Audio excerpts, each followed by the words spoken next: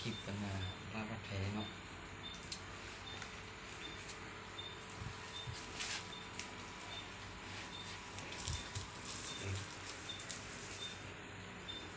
คนเจ็บชื่อทาองค์อายุ41 ปีอยู่บ้านทงเมืองปากเซ่แข่งกับประสักเขาว่าเป็นผัวอยู่ในวันที่11 เดือน5โดยสาเหตุที่ว่ามีบาดแผลอยู่บริเวณแขน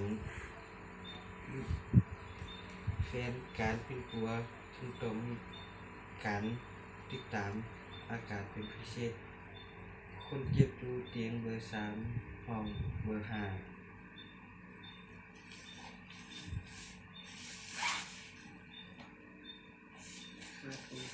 รับมือเนาะ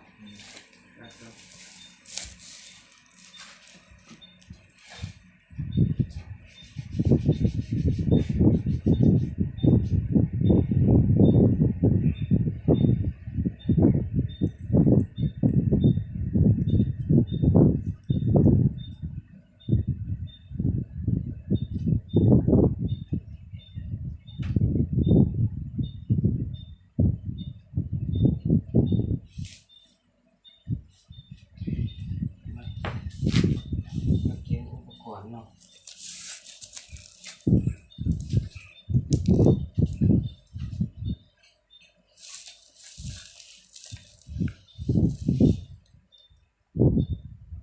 วันนั้นว่าสักว่าทับจืดทับสิงเราต้องถามมันสองที่เขาฟ้อง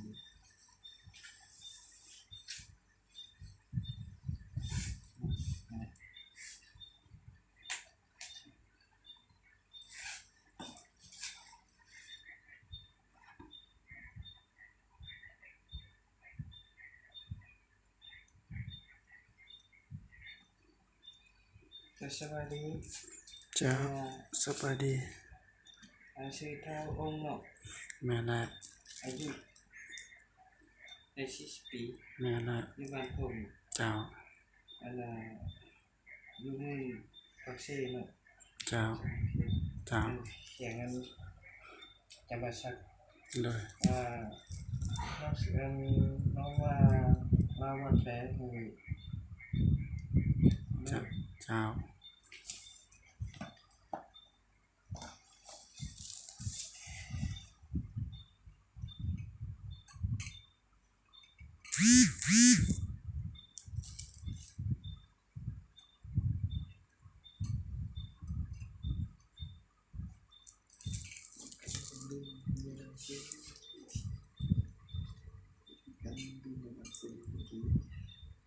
ลืมที่ลืม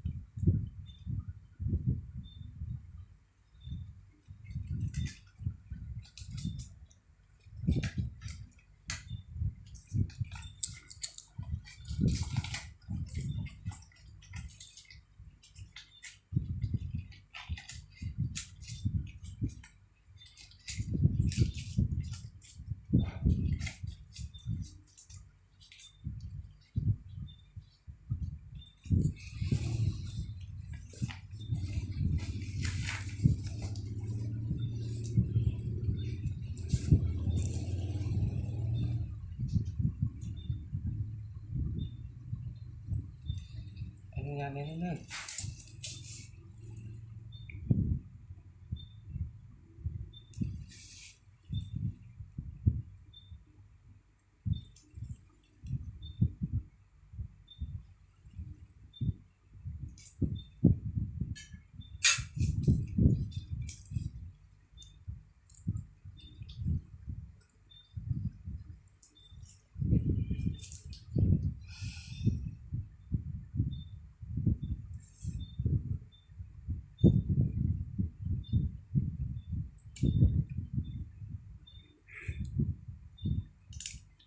นี่ชิมาลาวัดแพ้ชิมาลาวัดแพ้นั่นแหละวัดแพ้ปีกเนาะวัดแพ้ปีกกันเลยเอาเล่นนอกข้างในเนาะ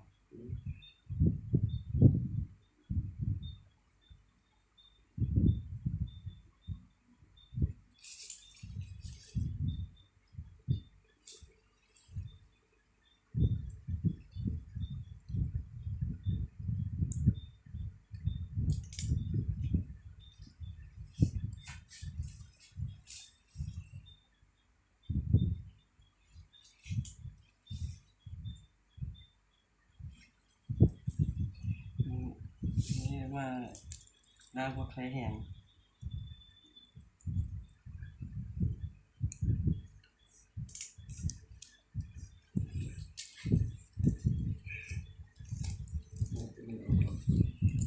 แต่ร้านได้ในออกนอกเนาะ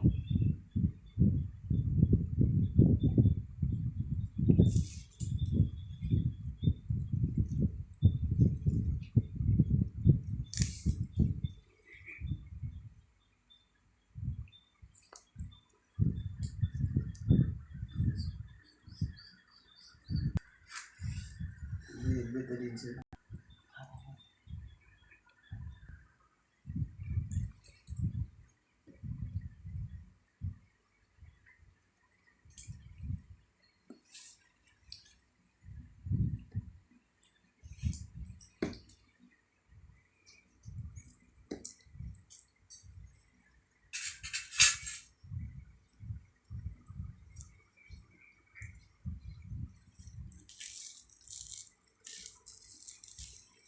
พวกเนาะเอาตีมาติด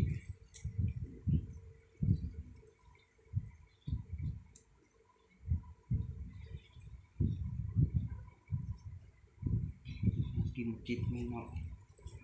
งานนี้เราไม่เคย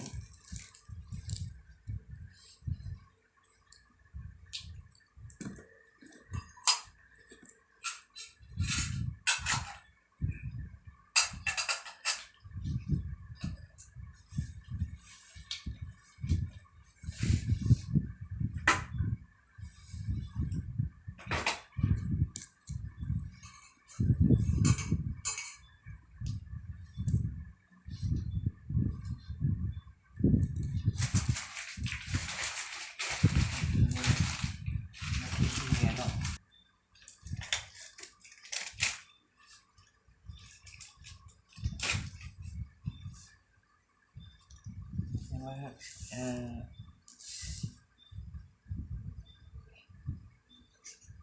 การศึกษา ก็ถึงอินดงอินวามันเนี่ย การศึกษาคนเจ็บเนาะนอกจากกันนะแล้วเนาะเฮาต้องรักษาความสะอาดเนาะอย่าอาบน้ำก็ไว้ทึกน้ำเนาะอันน่ะเพื่อทึกวัดแผลเนาะเรื่องอาหารการกินเนาะคล่ำเอาบ่กินเค็มหลายต้องกินจางนิดนึงเนาะต้องกินจางนิดนึง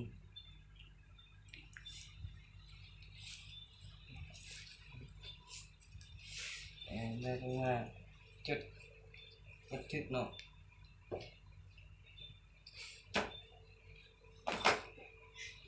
เดี๋ยวแตกครับ